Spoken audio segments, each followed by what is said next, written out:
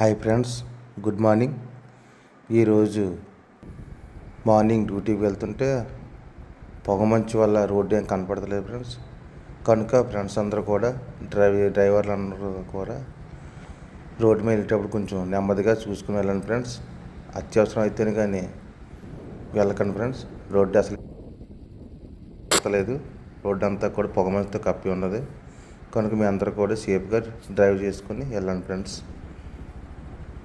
అసలు దారి ఏం కనపడతలేదు ఫ్రెండ్స్. ఈరోజు బాగా పొగమంచు ఎక్కువగా ఉన్నది.